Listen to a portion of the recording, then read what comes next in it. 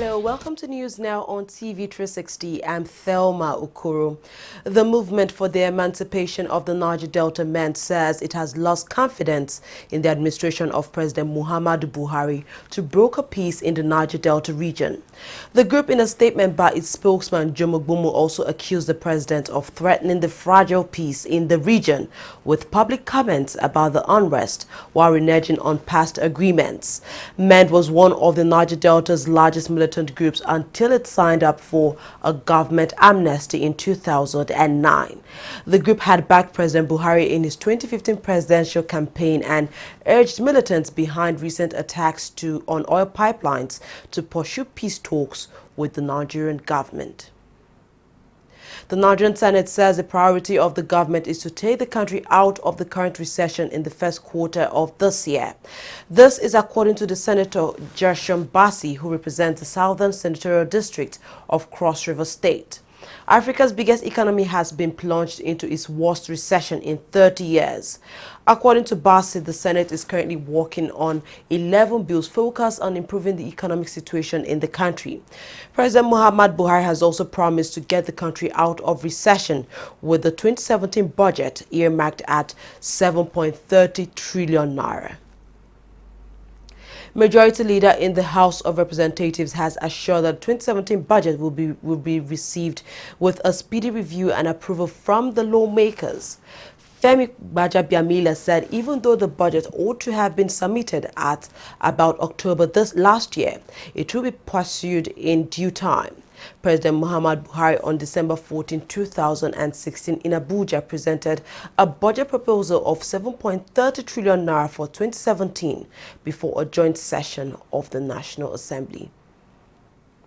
Lagos State Governor Akinwumi Ambode has expressed optimism that the new year will present more opportunities and true happiness for all residents. Lagos is Nigeria's commercial hub and a business center.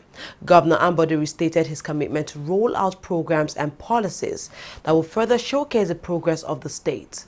He also promised to provide more platforms of opportunities for youths in the state in 2017. The Christian Association of Nigeria has called on President Muhammadu Buhari to treat Fulani herdsmen wreaking havoc on farmers nationwide as he did with the Boko Haram terrorists. The association in its New Year message condemned the recent killings of farmers in some parts of Taraba and Kaduna states, saying that the problem of herdsmen and farmers across the country needs urgent attention from the Nigerian government. According to the body, an end in the attack by herdsmen would enable farmers to heed the present call to go back to their farms. Northern Nigeria in 2016 was plagued by a series of attacks by Fulani herdsmen, leading to the death of dozens of people. The Shiite sect has called on President Muhammadu Buhari to release its leader Ibrahim el-Zakzaki and as well pay damages for the destruction of their properties and death of their members. The sect in its New Year message slammed the government for not obeying the court order that instructed security agencies to release their leader. The Shiite sect, also known as the Islamic Movement of Nigeria, had in December 2015 clashed with security operatives, leading to the death of dozens of their members and the arrest of its leader Ibrahim el-Zakzaki. The National Agency for Food and Drug Administration and Control (NAFDAC) has slammed claims of plastic rice being imported into the country. At a joint briefing with the Nigerian Customs Service, NAFDAC confirmed that the 40,000 bags of rice seized by the Customs Service was not plastic rice, but was contaminated rice unfit for human consumption. It's still not clear where the seized bags of rice came from, but the rice made from plastic pellets was found in China last year. There has been panic in many parts of Nigeria following the disclosure that plastic rice had been imported into the country. Rice is a staple food eaten here in Nigeria. The People's Democratic Party has called on President Muhammadu Buhari to urgently employ the services of economic experts to put in place policies to revamp the nation's economy. The opposition party in its New Year message blamed the crisis in the country on bad policies of the Nigerian government. According to the PDP, Nigeria's economy before handing over to the APC in May 2015 was declared the largest and the fastest growing economy in Africa. President Muhammadu Buhari has started his task as mediator for the Gambia power transition crisis. President Buhari was declared mediator for the Gambia in the just concluded ECOWAS summit held on December 17, 2016 in Abuja. Part of President Buhari's duties includes ensuring the safety of the President-elect of Gambia, Adama Barrow, as well as the political leaders and the entire population. He is also set up to uphold the result of the presidential election held on December 1st, 2016 and ensure that the President-elect is sworn into office on January 19, 2017 in conformity with the Constitution of the Gambia. President Buhari says he is optimistic that a peaceful resolution of the problem in line with the laws and constitution of the Gambia is possible before the end of January 19, 2017. Rivers State Governor Nyesom Wike says the interests of Nigerians and Africans will be better served with the country remaining united. During a visit to the Sultan of Sokoto, the governor said the unity of Nigeria is very paramount and non-negotiable. Attacks by militants on pipelines in the oil-rich Niger Delta region has threatened the economy of the country. Nigeria is in its first recession in 25 years, caused by low global oil prices, which have cut the supply of dollars needed to import fuel. Unknown gunmen have abducted a traditional ruler in Kogi State. The monarch, the Ohi of Ajaokuta Isa Ajuja, was returning from Lokoja, the state capital, on Saturday when his vehicle was intercepted at gunpoint. A member of the royal family told journalists that an aide to the traditional ruler and his driver narrowly escaped being hit by the bullets of the abductors. He says the abductors have already contacted the family and demanded a 20 million naira ransom for his release.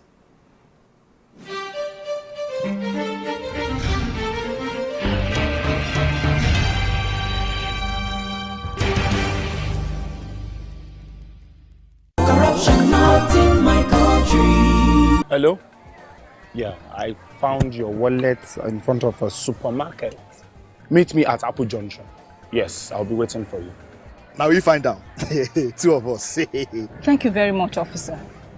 You know, it's surprising that men like you still exist in the police force. Yes, so... Oh, yes. This is just a token of my appreciation. Oh, no, you don't need to do this. We're only doing our job. Thank you very much. God bless you. You're welcome. Now I know police is really my friend. Yes. Friend. Hey. Okay, which came up with this one? I don't understand. You know your problem. You are greedy. I'm a policeman who is doing his job.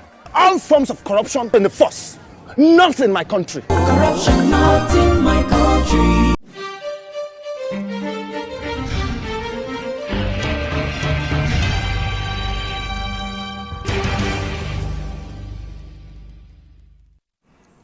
Welcome back. The Nigerian currency has remained stable to 4.92 to a dollar at the parallel market. The currency lost 5 points, representing a depreciation of 1.03%, while the pound sterling and the euro closed at 5.90 and 502 respectively in 2016. At the official interbank market, the naira traded at 305.25 naira to a dollar. Traders say the naira could hit the 500 mark by next week as dollar scarcity continues to persist in the country. Lagos State has sold 47 billion naira of bonds maturing in 2023 to help finance its efforts to improve the basic infrastructure in the country's commercial hub.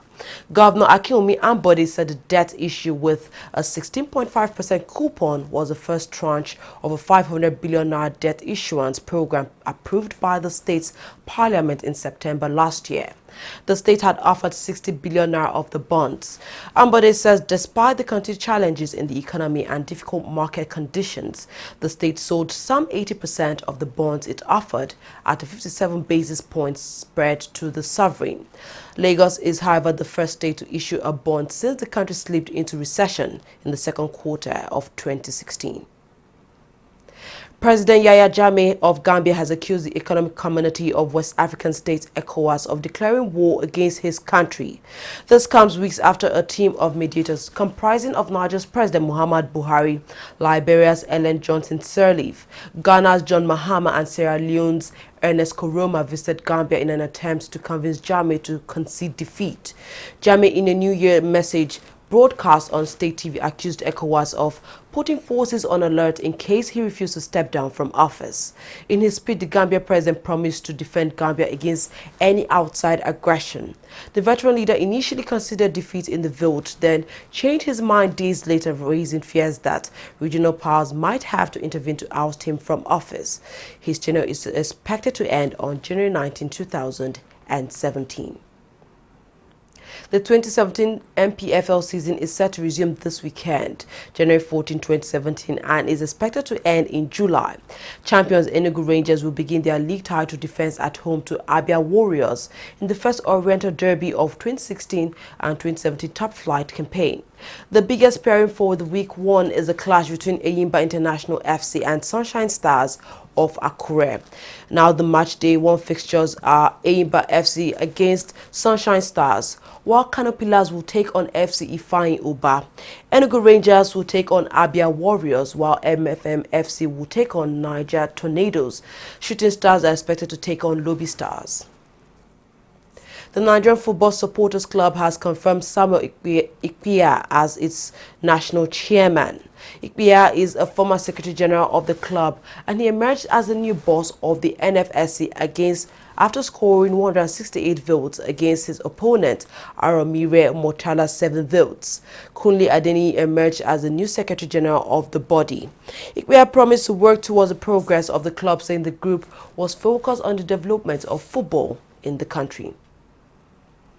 Chelsea striker Diego Costa says he wanted to leave the club in the summer. Costa joined the Blues for €32 million in 2014 and was understood to be close to a return to former club Atletico Madrid after a difficult campaign last year. The Spain international has since scored 14 Premier League goals as Chelsea have taken on a 6-point lead courtesy of 13 successive victories.